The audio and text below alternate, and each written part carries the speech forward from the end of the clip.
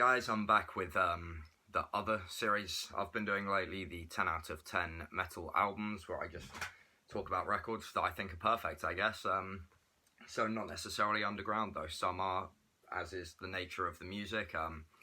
First up, you may have recently seen me on Hellcast, so definitely check out Reaper Metal Productions, Hellcast, all affiliations of course, because they are really doing a lot to help the underground metal community, and I just wanted to plug Reaper because he's a guy who's shown me a lot of support over the last couple of years. And secondly, I would like to dedicate this to the first band. This is Necrophagia. This isn't their only album that I'd call a 10 out of 10, but sadly I don't own Season of the Dead. Harvest Ritual Volume 1, however, is a crushing example of American death metal. And I thankfully saw Killjoy shortly before he died, and yeah, so I figured who better to dedicate this video to. So Necrophagia's Harvest Ritual Volume 1, just crushing death metal. If this doesn't make you headbang, then there is probably a clinical reason for it. Next up, the least favourite album by this band, but Sadistic Execution. They're very quick to criticise the major scene. Rock is very vocal about this especially, but I think this is just some great bestial, evil-sounding death metal from down under. I think this is a really killer record. So yeah, if you like Sadistic Execution, you're probably with me. I think a lot of people really like this record, and I guess we will never really understand what the band hate about it so much. Next up, we have Kraft from Sweden, who I think are probably the finest Swedish black metal band in terms of, I guess, innovation and stuff. They really brought the groove and that kind of gritty, lo-fi, yet catchy approach to songwriting, which is, if any of you read the article where I did an interview on the bands that influenced Hexavoid most, then Kraft is probably the top of that list with Leviathan. But yeah, Terror Propaganda, I think, is probably their best album. Total Soul Rape, of course, is killer, but yeah, I only recently actually got this and realised just how killer it is. And now to having a bit of a vinyl avalanche over here, don't mind me. Nasty Savage. Now we all know I'm a big fan of just old school heavy metal, and I think Nasty Savage is a perfect example of that on Abstract Reality, this EP. It may not be a full length, I personally think it's the best release they did. It's just powerful, catchy, there's great musicianship, it has that kind of electric feel in the air that's tangible, and I just think Nasty Savage is a band everyone should have in their collection. The next one, I think this band was inevitable I'd have on here. I think the choice of record might shock people, but that's Mr. Fire. The world is so good, he who made it doesn't live here. Fuck you, Mr. Fire, for making me say that, but love you really, you guys rule. Now, this album may not be as much of a classic in the eyes of the world as things like Wicca and Goetia, but the warbling kind of vocals that are very Root-esque on here, I really love. There's just this kind of heavy metal magic in the air, of course, in a Black Death kind of package, but yeah, there's just something really enchanting about this record, and I definitely think it's an underrated album from a band that are obviously massively important to extreme metal. But yeah, if you haven't really bothered with this album, like I didn't for quite a while, then maybe you should, because this really changed how I look at extreme metal, especially from South America. That's a really innovative record, I think was before its time.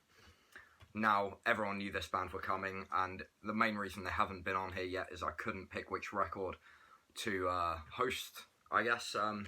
But Deathhammer, I'm going with Onward to the Pits, which Hell's Headbangers very kindly reissued just for me because I didn't have this one on vinyl or any format. Yeah, I love all of Deathhammer's albums, but Onward to the Pits is just an exhilarating example of Norwegian black speed metal. It's ridiculously fast, aggressive, barbaric, just everything you want it to be. It sounds like the art looks, which is always a big advantage, I think, with this kind of stuff. But yeah, if you're not familiar with Deathhammer and you like black and thrash speed kind of stuff, then get on that, because I think they're the best in the game. Next, we have a couple of tapes. I only actually have 2 tapes here, but first of all, Beherit's The Oath of Black Blood. Now, you may wonder where the other skeleton is. It is here. This is supposedly a fan club edition. Whether it's legitimate, I'm not as sure as I was when I bought it, but that's by the by. If you don't have this already, then go to Nuclear War Now in America or Cult Never Dies in the UK and Europe. They will definitely give you a legitimate product licensed by the band. But that aside, this is just a perfect example, alongside Archgoat and a few others, of savage, primal Finnish black metal.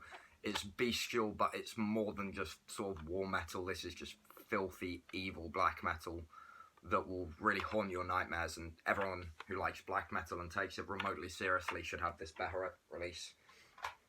Next up, something that only arrived today, which is what delayed this video by a few days, which is Amorphis' demo tape, Dismant of Soul. Now, maybe Amorphis weren't a band you thought I'd have on here. Maybe they are, depends. Of course, they're more known for being like melodic death with some folk and power metal and progression. But back on their demo, they played true Finnish style death metal in the vein of Convulse and Sentence and Funebre. Nasty, murky stuff. It's actually probably got the best sound of all the demos on that era, thanks to a really kind of thick, distorted bass, which just rules. This is a really important demo, I think, and one that maybe is overlooked. Like, I hadn't really got to know it till earlier in this year properly, and now I'm very lucky to have a cassette of it in my collection. Now I'm going to do some CDs before I do the other half of the vinyl, because it's nice to look at different things, at least I think so. A couple of more modern bands now. So we have Wormlust with the Feral Wisdom, perhaps the most known Icelandic black metal band other than Svartidalthi. But this is a really psychedelic listen. Like, they really put their money where their mouth is in terms of creating something expansive and otherworldly, and it really will take you to another world. But yeah, I definitely think in terms of modern black metal, this deserves to be considered a 10 out of 10 release, and definitely one people should have if you like weird black metal. Which takes me on to Scafé with their second album, which is Scafé 2, I believe. They recently dropped their third one, which was really good. I love all their stuff. But I think Scafé 2 was perfect with its kind of gliding bass under really dissonant kind of sparse guitars. The vocals are really chilling from Dargir from Mistaming. This is just a really killer album, and I think perhaps one of the top modern black metal releases. Again, if you like Wormlust, you should definitely have this one. Now for another bootleg, because I'm sadly not made of money and cannot afford Necrovore's demo. Of course, if you're into death metal by any stretch of the phrase, you probably know Necrovore. And this is a Black Moon Records from Poland bootleg of the demo. Now, this material, of course, is probably the most bootlegged death metal release to ever exist, I would imagine, and for good reason. Necrovore defined that moment where thrash metal and black metal, and death metal, met in the middle, along with the more famous likes of Possessed and stuff.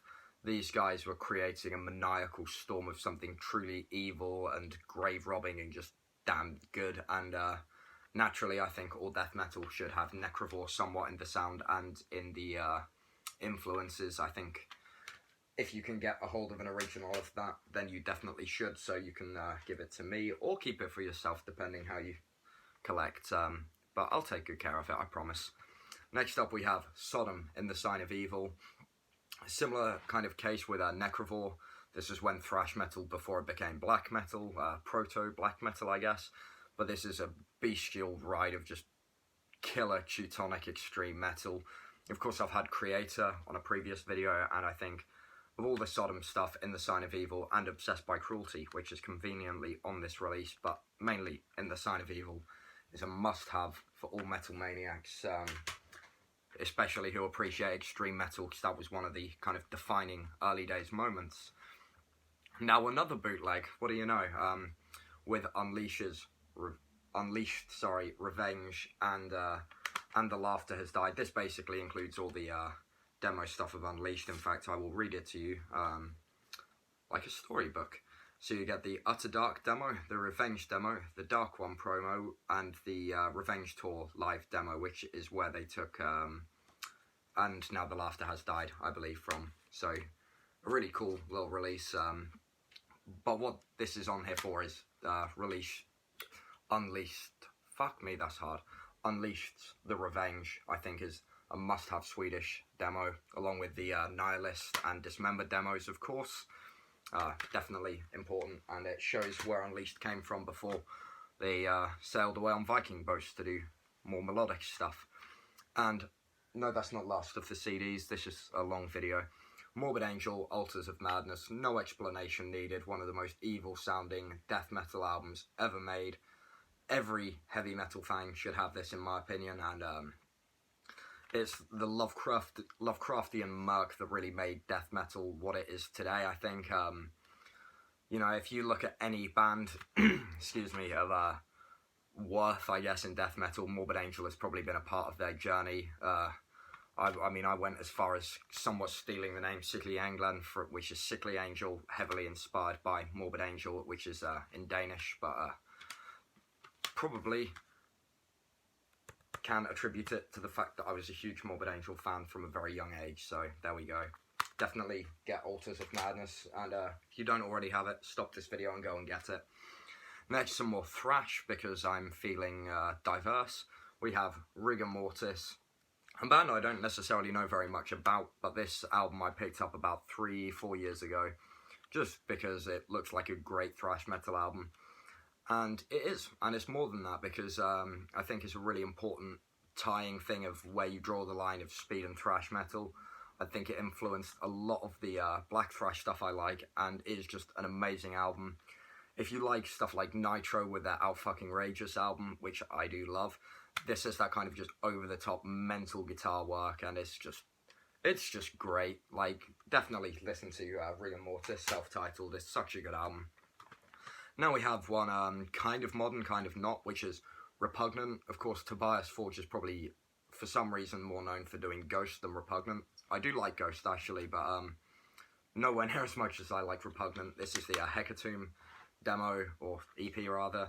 This is just a perfect example of a band who weren't part of the late 80s kind of thrash death metamorphosis, I guess, and yet still somehow completely nailed the logo, the art, the sound, the production. It's just, I think it's a really cool release. And as someone who wasn't about, I was born in 98, so as someone who wasn't around for that, I think it's cool seeing that sound can be done post-mortem.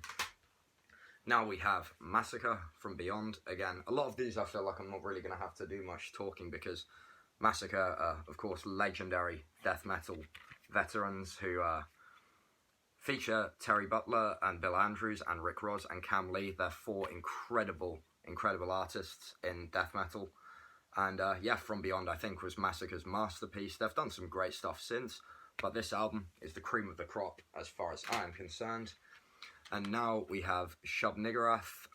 Now, this was a hard one as well, because their demos are great, but the King-like creation, I think, is one of the best examples of black and death metal merging into this murky, otherworldly and grim kind of thing, taking on the kind of what Necrovore set out with, that kind of feel, in a much more expansive and kind of messed up, warped style. Niggerath are just great, and I really hope YouTube don't ban my video for their band name, because I didn't choose it, and I'm not even monetized, so joke's on you guys.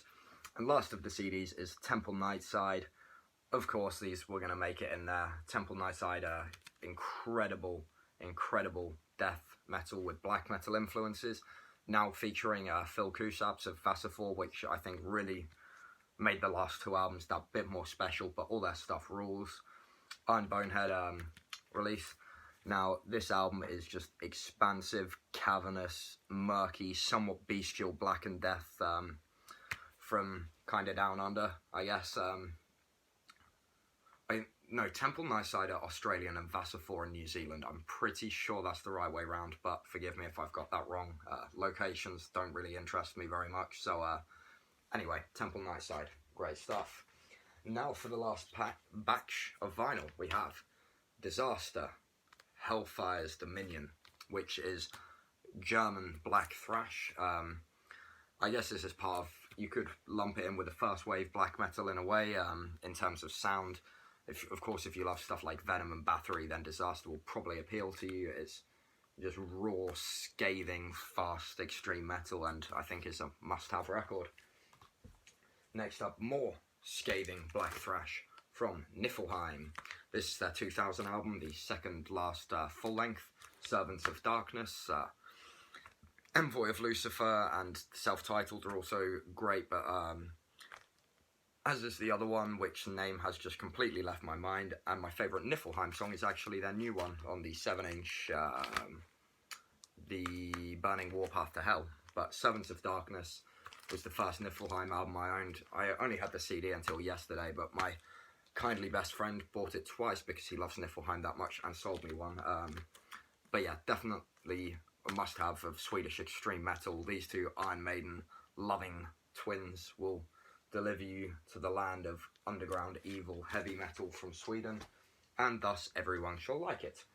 Next up, Mercyful Fate. Now this was a hard one because I didn't know whether to do, whether it was Melissa was going to be my favourite album or Don't Break the Oath, but I went with Melissa because there's just this kind of evil heavy metal charm that's not really perfected maybe as much as it is on Don't Break the Oath, but just the start of this vision that is so powerful and such a pungent example of like occult heavy metal that is just perfect in my eyes. And now talking of the occult, we have everyone's favourite Italian grave robbers, Mortuary Drape. This was another one where I couldn't decide between Into the Drape, or The Witch's Dance, or Tolling 13 Knell, but I went with this one because the technicality in the instruments is flawless, the feel of it is absolutely there, and it's just some dark, grim, black and death metal that dwells in catacombs that are probably against trespassers, but Mortuary Drape don't care because they're too good. And closing this, we have the cocktail of mental anguish that is Lurker of Chalice. This album, I think, is probably a part of why dissonant black metal is such a kind of thing, along with, of course, like Deathspell Omega and Craft, but this is just, with the dark ambient passages, this is just a really haunting release, and I think few albums will leave you feeling as sort of anxious and feverish, maybe, as Lurker of Chalice. Of course, featuring Jeff Whitehead of Leviathan. Great project, and that's another whole bunch of shit that I think is perfect and you should check out if you haven't already, or if you have, kudos to you, you have good taste. And until next time, stay metal.